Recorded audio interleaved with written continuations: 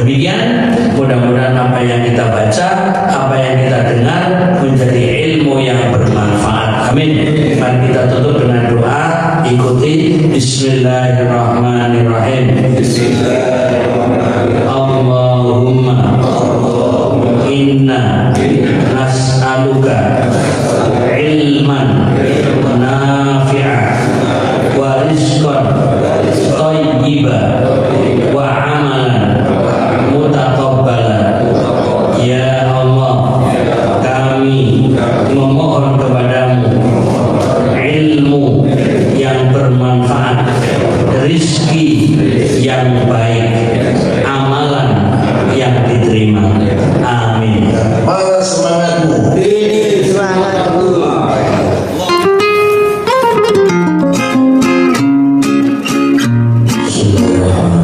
Assalamualaikum warahmatullahi wabarakatuh. Waalaikumsalam warahmatullahi wabarakatuh.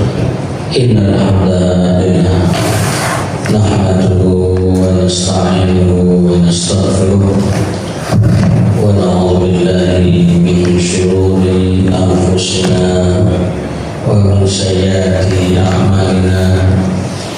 May yahdihillahu fala mudilla lahu wa may yudlil fala hadiya lahu. Asyhadu an la ilaha illallah wahdahu la syarika lahu wa asyhadu anna Muhammadan abduhu wa rasuluh la nabiyya ba'dahu wa ba'd. Alhamdulillah, syukur pada Allah Ta'ala, pada pagi hari ini kita bisa berjumpa kembali setelah menunaikan sholat subuh bersama. Mari kita melanjutkan untuk membaca tafsir Al-Marawi yang sampai hari ini kita sampai ayat 90 dari surat Al-Baqarah, dan hari ini akan melanjutkan pada ayat 91, ada di halaman 189. Akan kita baca satu ayat, yaitu ayat 91. Kemudian penjelasannya nanti ada di halaman 192, dimulai huruf F nanti sampai huruf H. Dan kalau sekiranya nanti ada waktu untuk tanya jawab atau melanjutkan ayat berikutnya. Tapi sekarang itu waktu terbitnya saja jam 5 lewat berapa?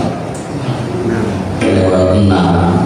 Jadi kita sampai jam 5.20 sudah surut ya. Artinya waktu kita hanya sekitar 45 menit. Baik, kita mulai dari membaca ayatnya. Silakan Bapak Ibu yang memegang bukunya, buka halaman 189 ayat 91. A'udzu billahi minasy syaithanir rajim. A'udzu billahi minasy syaithanir rajim. Wa idza qila lahum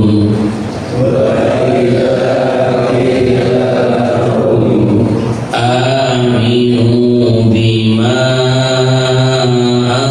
anzalallah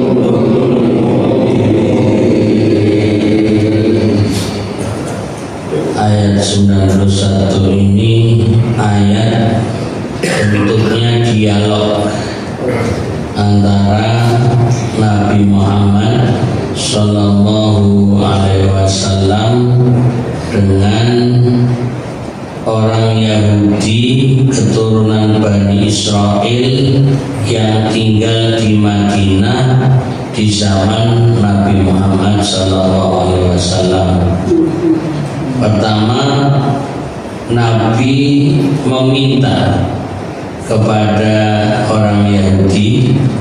Coba lihat terjemahan di halaman 189 bagian bawah 91. Dan bila kepada mereka dikatakan, artinya Nabi Muhammad SAW meminta kepada orang-orang Yahudi Madinah, aminu, berimanlah bima anzalallah, kepada apa yang Allah telah turunkan. Qalu, orang-orang Yahudi itu mereka menjawab atau berkata, nu'minu bima unzila alaina, kami beriman kepada apa yang diturunkan kepada kami. Jadi intinya ngeyel.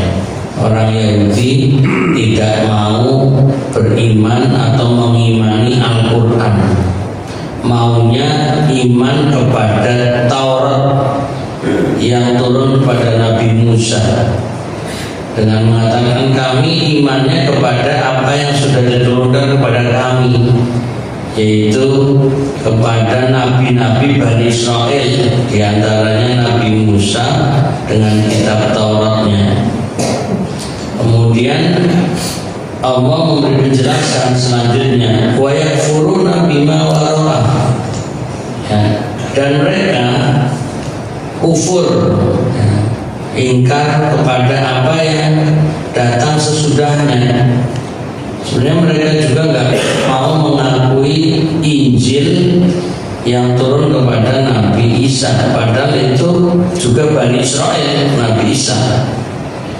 Apalagi Al-Quran yang turun pada Nabi Muhammad SAW yang secara silsilah, bukan Bani Israel. Tambah-tambah mereka tidak mau beriman. Makanya Allah memberi penjelasan, dan mereka kufur kepada apa yang datang sesudahnya. Lalu Allah jelaskan, padahal itulah kebenaran yang membenarkan apa yang ada pada mereka. Baik Injil maupun Al-Quran pada dasarnya turun untuk memperkuat kebenaran Taurat, bukan mengingkari Taurat. Tapi ya dasar orang kafir, susah diajak komunikasi atau dialog yang benar. Kemudian selanjutnya diterangkan, qul falima taqtuluna anbiya Allahi min qabl. Nah, sekarang Allah mengajari Nabi Muhammad SAW cara mematahkan hujah atau argumen mereka.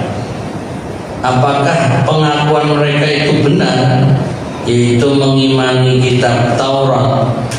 Lalu Nabi diperintah Allah untuk mengatakan, qul, katakanlah, tetapi mengapa kamu dahulu membunuh nabi-nabi Allah? Ya, jadi kalau memang mengakui Taurat itu benar, tapi kenapa membunuh seperti Nabi Zakaria, membunuh Nabi Yahya, bahkan rencana pembunuhan terhadap Nabi Isa? Mereka semua Bani Israel. Ya, in kuntum mu'minin, jika kamu benar-benar sebagai orang yang beriman, kenapa malah membunuh? Dalam Taurat haram membunuh. Nah, ini seakan-akan dialog antara Nabi Muhammad SAW dengan orang-orang Yahudi yang hidup di Madinah, dan berakhir mereka dalam hal ini tidak bisa memberi jawaban. Nah, nanti pada ayat selanjutnya masih, ya, masih penjelasan terhadap kitab Taurat yang turun kepada Nabi Musa. Nanti pada ayat selanjutnya kita baca penjelasannya terlebih dahulu. Satu ayat ini 91 yang penjelasannya ada di huruf F halaman 192 yang diberi pengantar di atasnya. Kemudian Allah terangkan tentang bagaimana reaksi sebagian mereka ketika berdialog dengan Rasulullah SAW. Jadi intinya Nabi itu mendatangi orang-orang Yahudi untuk berdialog tentang keagamaan. Nah, dimulai dengan terjemahan tadi huruf F, dan bila kepada mereka dikatakan berimanlah kepada apa yang Allah telah turunkan, maka mereka berkata, kami beriman kepada apa yang diturunkan kepada kami. Penjelasan, jika Nabi SAW dan para sahabatnya berkata kepada orang Yahudi di Madinah dan sekitarnya, berimanlah kamu kepada Al-Quran yang diturunkan oleh Allah, maka mereka menjawab, kami tetap beriman kepada kitab-kitab yang diturunkan kepada para nabi Bani Israel dulu, seperti Taurat dan sebagainya. Jadi artinya mereka hanya mengakui Nabi Musa, tapi mereka tidak mengakui Nabi Isa. Kalau mereka beralasan kami hanya beriman pada kitab-kitab terdahulu yang diturunkan kepada nabi-nabi dari golongan Bani Israel. Jadi artinya mereka itu sebenarnya omongannya bohong. Intinya nggak mau iman kepada Al-Quran, tapi cari alasan bahwa kami berimannya kepada kitab terdahulu. Tapi buktinya kepada Injil mereka juga nggak mau beriman.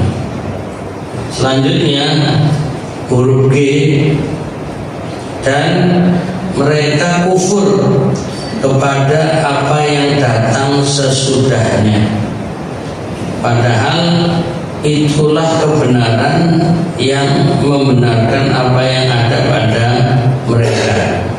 Penjelasan, mereka kufur kepada kitab Allah selain Taurat, yaitu Al-Quran. Nah, mestinya juga Injil Mereka uniknya Injil yang turun kepada Nabi Isa, dan Nabi Isa adalah Bani Israel, mereka juga kufur. Jadi sulit dipercaya omongan orang-orang Yahudi Mereka mengatakan iman kepada kitab yang turun kepada kami, maksudnya kami para nabi Bani Israel. Kemudian dilanjutkan penjelasan, padahal maksudnya Al-Quran adalah kebenaran yang tidak ada keraguan sedikit pun di dalamnya. La raiba fi. Dan lidzalikal kitab la raiba fi.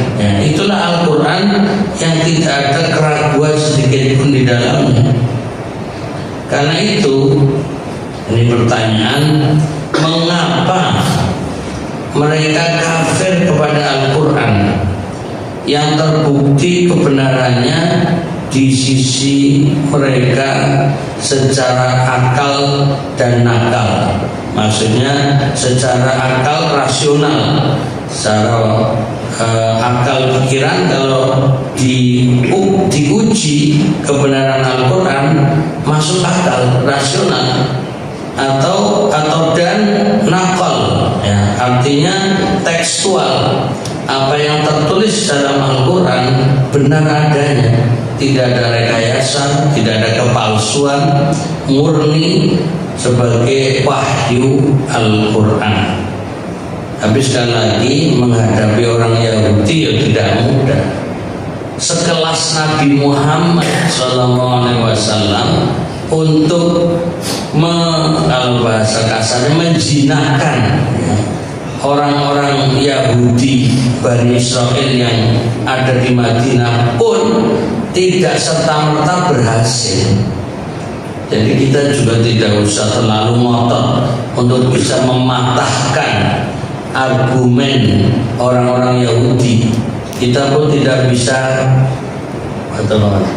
memaksakan mereka untuk beriman. Jadi innal huda hudallah, sungguhnya petunjuk itu hanyalah milik Allah atau datangnya dari Allah. Jadi kalau Allah menghendaki, sesulit apapun akan bisa menerima kebenaran. Tapi kalau Allah menghendaki kita beriman, sehebat apapun logika kita, sekuat apapun hujah atau dasar atau dalil-dalil yang kita berikan kepada mereka, tidak akan membawakan hasil. Jadi Al-Baqarah ayat 6 sudah menegaskan sawa'un alaihim a'andartahum am lam tundirhum la yu'minun. Jadi orang kafir itu memang baik diingatkan maupun tidak diingatkan sama saja, sawa'un alaihim, sama saja bagi mereka. Ujungnya la yu'minun, enggak beriman. Tapi sekali lagi juga kita tidak berarti acuh tak acuh dalam berdakwah. Jangan kemudian ya wis karpe dewi-dewi yang pancen Allah menghendaki iman gak wis gitu. Jadi seakan-akan kita juga tidak mau menyampaikan kebenaran. Jadi kalau kita melihat apa yang dilakukan oleh Nabi Muhammad SAW itu bentuk usaha ikhtiar berdakwah kepada mereka orang Yahudi Bani Israel di Madinah. Walaupun endingnya akhir daripada dakwahnya tidak berhasil, tidak bisa mengislamkan orang-orang Yahudi. Kalau toh ada yang Islam hanya berapa orang saja, jadi jumlahnya lebih sedikit yang mau masuk Islam. Nanti dalam sejarah Sirah Nabawiyah, sejarah perjalanan hidupnya Nabi SAW menghadapi orang Yahudi itu dengan mengusir orang Yahudi Madinah yang memang mereka ngeyel, bahkan melakukan kejahatan, padahal sudah membuat MOU lah istilahnya, kesepakatan untuk saling mendukung, saling membela, saling menjaga kota Madinah. Tapi mereka khianat. Jadi untuk beriman tidak mau, untuk menjaga amanah mereka khianat. Ya sudah, akhirnya orang Yahudi diusir dari Madinah. Itu akhirnya. Artinya untuk menunjukkan bahwa mereka tidak mau beriman, mereka tetap kafir, mereka tetap memusuhi Nabi Muhammad SAW dan umat Islam. Tapi qadarullah, umat Islam di Madinah lebih kuat, lebih mampu menaklukkan mereka secara kekuatan militer, sehingga mereka tidak melawan umat Islam secara frontal, tapi memilih kabur. Kalau tidak diusir, mereka meninggalkan kota Madinah. Padahal mereka punya perkebunan kurma, mereka punya tempat yang strategis, dan secara ekonomi, secara finansial mereka cukup mapan. Tapi ketika mereka mau meninggalkan kota Madinah, membakar rumah-rumah mereka sendiri dengan tujuan biar tidak ditempati umat Islam. Dan waktu umat Islam ingin mengusir mereka, caranya juga membakar sebagian pohon kurma biar asapnya masuk ke perkampungan mereka, yang pada akhirnya mereka nggak tahan dengan asap itu, hanya keluar. Ini strategi perang. Jadi untuk menggambarkan bahwa mereka pada akhirnya tetap kafir, tidak mau masuk Islam. Dan ini untuk menggambarkan Nabi Muhammad SAW seorang Rasul yang membawa wahyu Al-Quran langsung pun tidak bisa mengislamkan orang-orang Yahudi Madinah.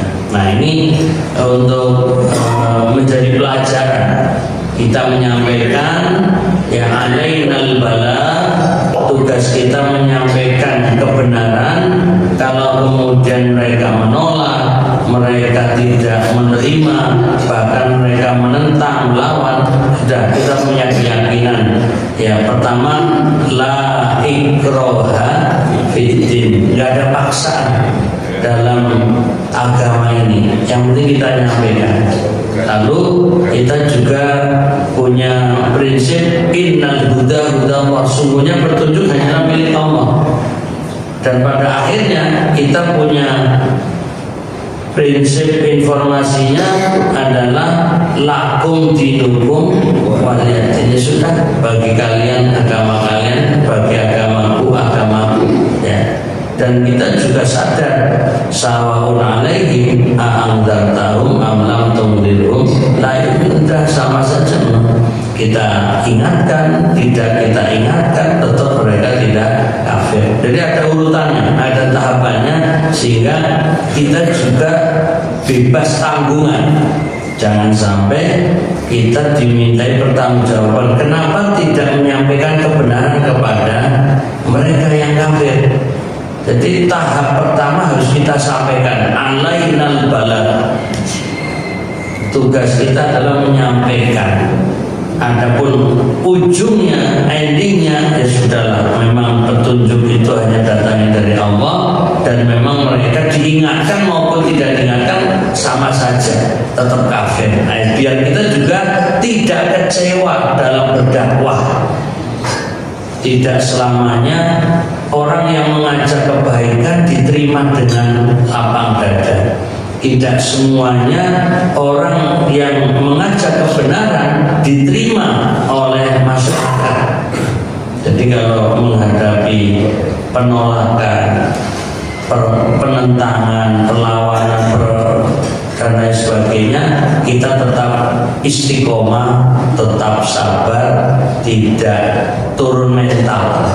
Jadi kita harus kuat dan tabah menghadapi mereka yang tidak mau beriman. Ini mengambil hikmahnya dari apa yang kita baca, bahwa Nabi berdialog dengan orang Yahudi tapi tidak membuahkan hasil. Kemudian pada huruf H, ya, diterangkan dari ayatnya, yaitu katakanlah, ini ada kul falima taqtuluna anbiya Allah min qabl, tetapi mengapa kamu dahulu membunuh nabi-nabi Allah jika kamu benar. Jadi ini cara Allah membimbing Nabi Muhammad SAW untuk ya mematahkan alasan mereka yang mengatakan kami beriman. Jadi orang Yahudi itu tidak mau dikatakan orang kafir. Sama halnya, ya nanti di kemudian hari orang Nasrani berhadapan dengan umat Islam, mereka juga nggak rela disebut kafir. Bahkan di Indonesia akhirnya jalan tengah. Ya, umat Islam nggak boleh bilang kepada non-Muslim, kepada orang Nasrani sebagai orang kafir, tapi hanya mengatakan non-Muslim. Nah, ini mereka nggak rela. Kami juga beriman kepada Injil. Siapa bilang kami kafir? Nah, jadi kan orang-orang Islam melihat atau menilai orang yang tidak percaya, tidak beriman kepada Al-Quran, apapun agama mereka, disebut kafir. Itu istilah Al-Quran. tapi mereka tidak sudi, mereka tidak rela, sehingga mereka protes. Janganlah kalian menyebut kami sebagai orang kafir, kami juga beriman.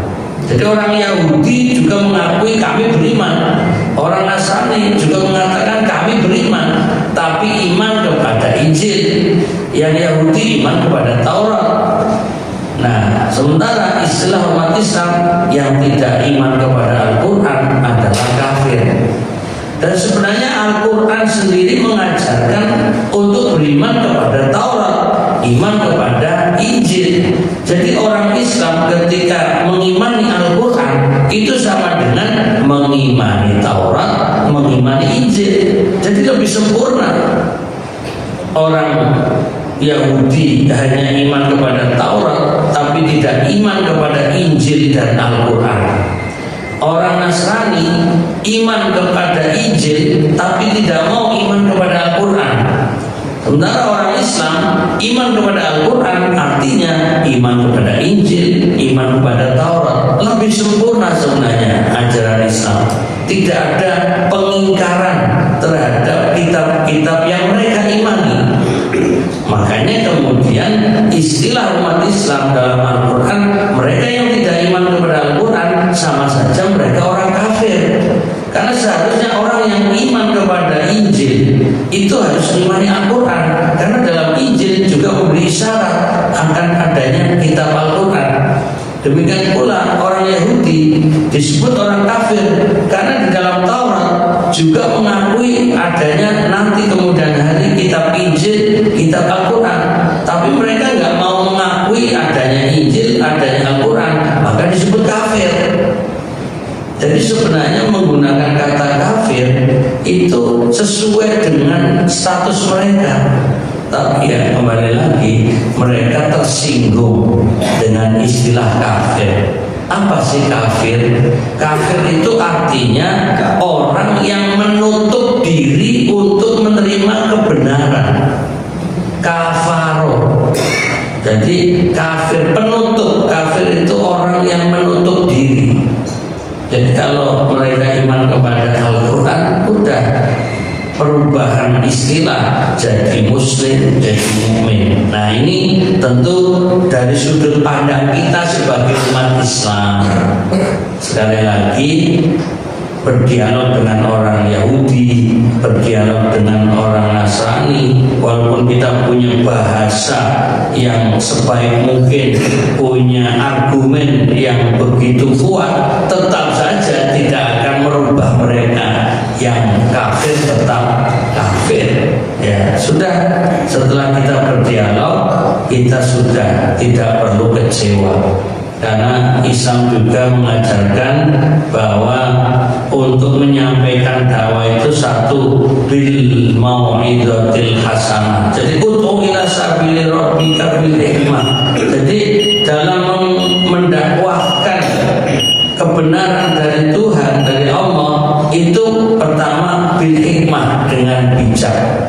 Dengan bijaksana kita menyikapi perbedaan agama. Kemudian yang kedua bil mau'izatil hasanah, dengan nasihat yang baik. Jangan memaki, mencaci, menghina.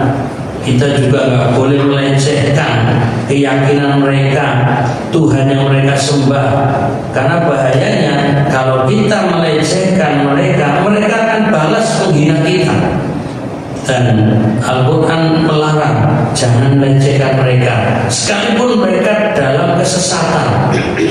Jangan menghina Tuhan mereka, karena sebenarnya kalau mereka dihina, apalagi Tuhannya, mereka akan balas mencaci maki Allah, dan Allah itu tidak menghendaki seperti itu. Jadi kita juga harus pandai memposisikan diri. Karena itu bil mau'izatil hasanah, dengan nasihat yang baik. Kemudian kalau terpaksa harus debat, paling tidak berdialog, wajadilhum billati hiya ahsan. Berdebatlah atau berdialoglah dengan cara ahsan, bukan hasan. Ahsan Ahsan itu lebih baik, kalau Hasan baik. Jadi ketika mereka dengan cara yang baik, kita harus yang lebih baik. Artinya kalau mereka tutur katanya santun, mereka tutur katanya baik, sopan, kita harus lebih santun, harus lebih sopan, harus lebih baik. Sekalipun itu membawa kebatilan, mereka banyak kesalahan, jangan mencaci maki. Ini maaf sekedar cuplikan info. Banyak sekarang itu di media sosial debat antar agama, di antaranya anak-anak muda Muslim dengan mereka-mereka orang Nasrani umumnya. Itu sangat disayangkan. Umat Islam sekalipun mereka pemuda-pemuda yang semangat dalam hal meyakini Islam, itu seringkali melontarkan kata-kata yang tidak santun, kata-kata kotor, dasar oten, dasar kafir, dasar, nah itu yang justru nggak benar itu.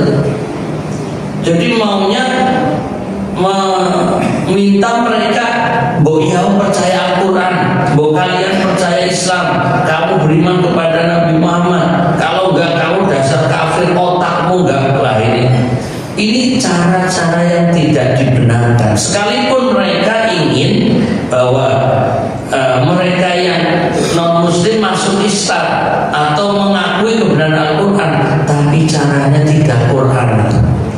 Ya mohon maaf, masih banyak orang yang gagal dalam hal Al-Quran, dalam hal keislaman, tapi punya ghirah dan semangat keislaman sehingga berani tampil untuk berdebat dengan orang-orang Nasrani, tapi akhlaknya belum Islam. Jadi walaupun mereka saudara-saudara kita, mereka adalah umat Islam, tapi caranya perlu kita benahi. Jadi Islam itu mengajarkan akhlakul karimah. Jadi kalau kita baca Al-Quran yang makiyah, itu isinya akidah. Yang kedua akhlakul karimah. Jadi ini para pemuda-pemuda Muslim yang berdebat dengan orang-orang Nasrani itu hanya punya landasan akidah, tapi tidak diiringi akhlakul karimah. Ini jadi timpang, malah akan merusak citra umat Islam. Walaupun pada akhirnya ada juga yang akhirnya mereka masuk Islam, ada. Mungkin sebagian di antara bapak ibu pernah sekilas atau sengaja mencari atau menonton dialog antara umat Islam dengan Nasrani, yang itu hampir tiap hari ada live-nya juga.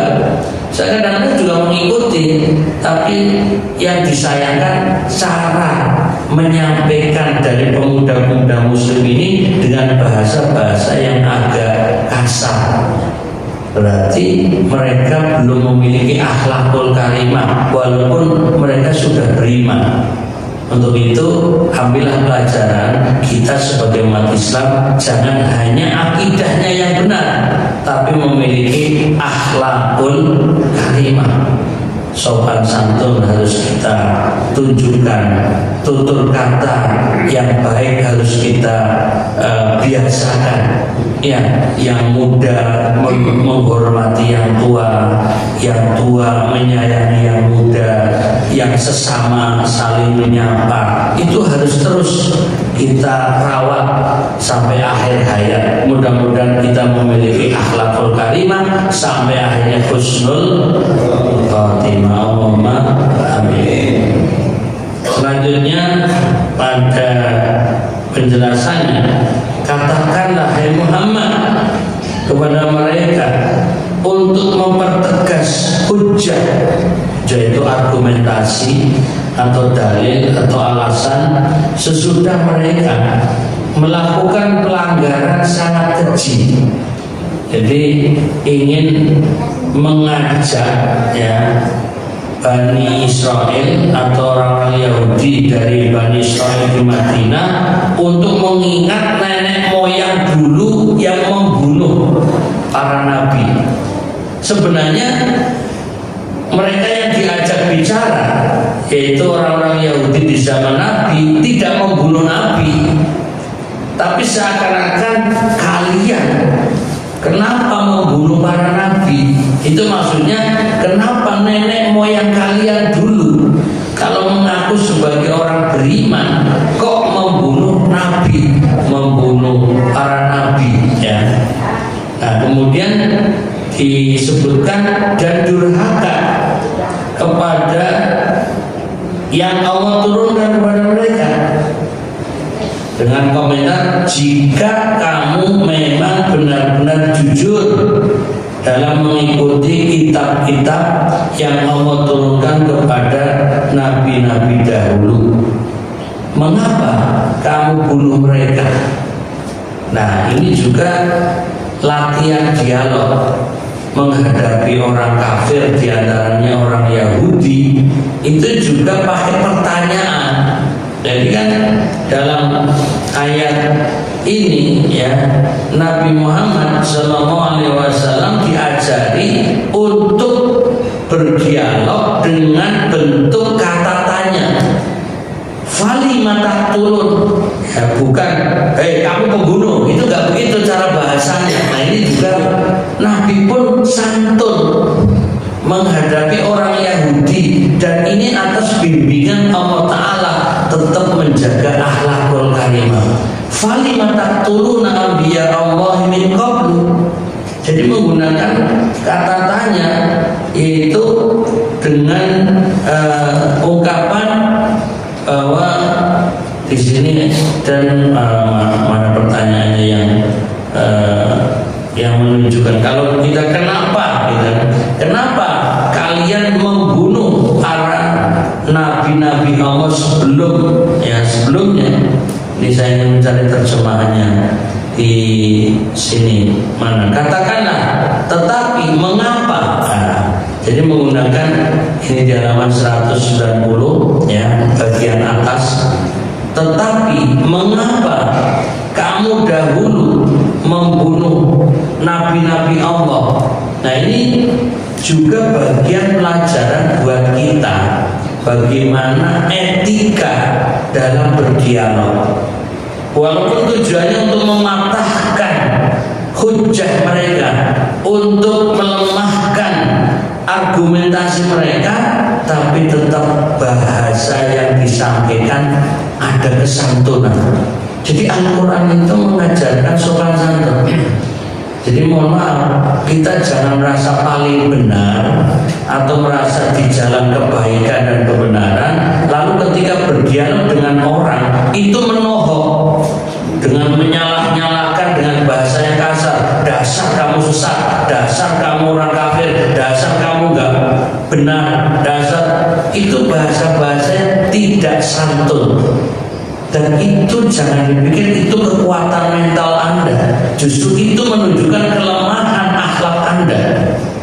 Nah, ini biar kita mengevaluasi diri dalam berdialog. Jangan merasa diri kita benar, lalu ketika ingin menyampaikan kebenaran kepada orang lain dengan bahasa menjatuhkan orang lain, mencaci maki mereka, menghina mereka, melecehkan mereka, merendahkan mereka.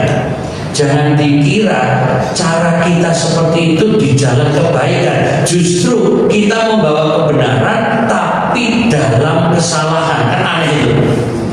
Kita membawa kebenaran tapi caranya salah. Nah, jadi ada dua sisi. Sisi misi itu kebaikan, tapi ada sisi cara, baik atau tidak. Jadi harus sejajar, misinya baik, caranya juga baik. Jangan sampai membawa kebaikan tapi caranya salah, maka hasilnya pun buruk. Makanya ada konsep dalam bahasa Arab, at-tariqatu ahammu minal madah. Ini metode pembelajaran dan pengajaran. Metode atau cara itu lebih penting daripada materinya itu sendiri. Jadi materi yang kita anggap penting, umpamanya kita akan mengajarkan bahasa Arab, kita akan mengajarkan Al-Quran, kita akan mengajarkan hadis, kita akan menyampaikan tafsir, kita akan menyampaikan fikih, kita akan menjelaskan tentang akidah dan lain sebagainya. Itu semuanya adalah materi-materi keagamaan yang baik. Tapi ketika metodenya yang tidak baik, caranya yang tidak santun, caranya yang tidak menyenangkan, caranya yang tidak menarik, caranya yang tidak tepat, maka bisa menjadi kegagalan dalam penyampaian. Dan itu harus ada trik-trik atau cara metode yang tepat. Dan dalam Al-Quran di antara dialog-dialog di sini menggunakan pertanyaan-pertanyaan yang sopan dan santun. Nah, ini biar kita mengambil pelajaran. Walaupun ini dialog Nabi dengan orang Yahudi, tapi tidak serta-merta itu urusan masa lalu. Ini juga untuk pembelajaran buat kita dalam menyampaikan. Ya, jadi umpamanya dalam menyampaikan materi ini saya juga kadang harus mensisipi cara-cara yang biar menggugah para jamaah ya, dengan mungkin pertanyaan ya, umpamanya apakah sudah pada lapar, nah gitu. Kalau sudah, mari kita akhiri, kan gitu. Nah, ini hanya sebuah pertanyaan untuk mencari perhatian. Jadi ingat perut itu. Dan apa yang ada setelah ini adalah santapan, sarapan bersama. Sepakat? Nah, itu setuju berarti. Nah, baik, kita tuntaskan sedikit ya. Gimana? Kurang berapa menit? Oh, sedikit lagi ya. Baik, kita baca selanjutnya. Tadi sampai pada kata-kata yang mana? Jika kamu memang benar-benar jujur, ini sudah ya, dan mengikuti kitab-kitab yang Allah turunkan kepada nabi-nabi dahulu, mengapa kamu bunuh mereka? Ini kan pertanyaan tadi. Padahal agamamu tidak membenarkan pembunuhan. Jadi seakan-akan Nabi bilang kepada orang-orang Yahudi, kenapa kalian membunuh para nabi? Padahal dalam ajaran Taurat itu haram membunuh orang, jangankan nabi. Dan pembunuhan itu dihukum berat, artinya hukumannya berat. Lebih-lebih membunuh nabi-nabi. Seakan-akan ingin ditegaskan, perkataanmu itu, hei orang Yahudi, adalah kontradiksi, artinya bertentangan antara kenyataan dengan ucapan. Ngaku-ngaku iman kepada Taurat, tapi buktinya membunuh para nabi yang membawa ajaran Taurat. Perbuatan pembunuhan ini dikaitkan kepada kaum Yahudi di zaman Nabi Shallallahu Alaihi Wasallam. Padahal pelakunya adalah nenek moyang mereka. Nah, ini menjadi analisa kenapa ayat ini kok dialog dengan orang Yahudi yang hidup semasa sezaman dengan Nabi, yang sebenarnya mereka tidak membunuh. Mereka bukan pembunuh, mereka tidak membunuh Nabi. Tapi sekarang kenapa kalian membunuh para Nabi? Nah, ini untuk dicari penjelasannya di sini, yaitu seperti sering disebutkan di atas. Hal serupa ini adalah dimaksudkan untuk menerangkan, nah ini jawabannya, kesatuan umat yang saling tunjang menunjang. Jadi walaupun Bani Israel, walaupun Yahudi yang dari keturunan Bani Israel di zaman Nabi tidak melakukan pembunuhan, tapi mereka masih nyambung silsilahnya kepada Bani Israel yang melakukan kejahatan, perbuatan keji dengan membunuh para nabi, karena saling terkait tunjang menunjang. Karena satu umat ibaratnya satu orang yang akhlak dan perwatakannya sama. Nah, ini juga mengambil hikmah dan pelajaran.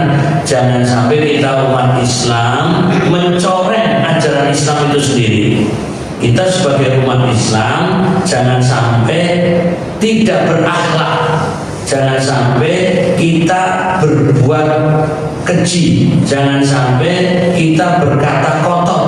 Karena ketika kita sebagai umat Islam melanggar aturan Islam, maka mencoreng nama Islam. Walaupun ini oknum, tapi bisa menjadi orang yang mewakili ajaran Islam, terutama kepada orang-orang non-Muslim. Mereka adalah Islam, tapi nyatanya akhlaknya buruk, perilakunya kasar, omongannya tidak menyenangkan, suka menyakiti hati orang. Padahal bukan ajaran Islam, tapi oknum.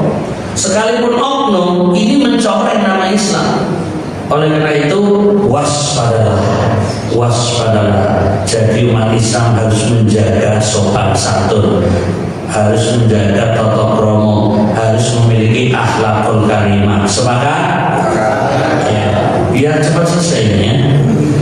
Kebaikan dan keburukan yang menimpa umat sumber asalnya akhlak yang diwariskan kepada generasi berikutnya. Nah, kita juga harus menjaga akhlak kita dan juga mengajarkan akhlakul karimah kepada anak keturunan kita, cucu-cucu kita. Tapi mulai dari diri kita, jadilah orang yang sopan, jadilah orang yang santun, jadilah orang yang lembut. Makanya ada istilah 4 yang menjadi orang yang diharamkan tersentuh api neraka. Yang pertama hayyin, yang kedua layyin, yang ketiga qarin, yang keempat sahlun. Artinya orang yang hayyin, orang yang tawadhu, orang yang layyin, orang yang